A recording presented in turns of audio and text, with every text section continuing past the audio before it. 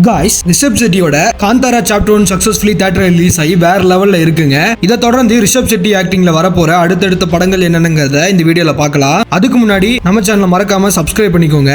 இதுல நாலாவதா இருக்கிற படம் பாத்தீங்கன்னா ரிஷப் செட்டி காந்தாரா சாப்டர் 1ல எப்படி நடிச்சிருப்பாருங்கிறது பார்த்தவங்களுக்கு தெரியும். இதை தொடர்ந்து ஆக்டரா சித்தாரா என்டர்டைன்மெண்டோட 36வது படமான அஸ்வின் டைரக்ஷன்ல ரிஷப் செட்டி லீட் ரோல் பண்ற படத்துக்கு இன்னும் டைட்டில் வைக்கலைங்க. இது ஒரு ஃபிக்ஷனல் ஹிஸ்டாரிக்கல் ஆக்ஷன் டிராமாங்க. 18th செஞ்சுரியில பெங்கால்ல நடக்கிற ஒரு கதை தாங்க. பேன் இந்தியாவா ரிலீஸ் ஆகுது. இப்போ ப்ரீ ப்ரொடக்ஷன்ல இருக்கு.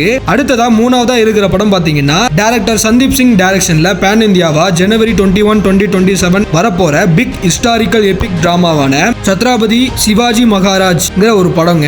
இந்த படத்தோட ஸ்டோரி என்ன அப்படிங்கிறது டைட்டில்லயே இருக்குங்க. ரெண்டாவதா இருக்கிற படம் பாத்தீங்கன்னா பிரசாந்த் வர்மா சினிமேட்டிக் யூனிவர்ஸ்ல வரப்போற ஹனுமான் படத்தோட சீக்வல் பிலிமான ஜெய் ஹனுமான். இதுல லார்ட் ஹனுமானா பிளே பண்றாருங்க. மேபி நெக்ஸ்ட் இயர் வரலாம். இதுல ஃபர்ஸ்ட் பிளேஸ்ல இருக்கிற படம் என்னன்னா காந்தாரா படம் எவ்வளவு கலெக்ட் பண்ணி உலக அளவுல எவ்வளவு பேசப்பட்டுச்சுன்னு எல்லாருக்குமே தெரியும். இப்போ அதோட ப்ரீக்வல் பிலிமான காந்தாரா சாப்டர் 1 வந்து சம்பவம் பண்றது கன்ஃபார்ம்ங்க. இதுக்கு அப்புறமா இன்னும் அதிக எக்ஸ்பெக்டேஷனோட பெரிய பட்ஜெட்ல காந்தாரா சாப்டர் 2 வரப்போகுதுன்னு அபிஷியலி கன்ஃபார்ம் ஆயிருச்சுங்க.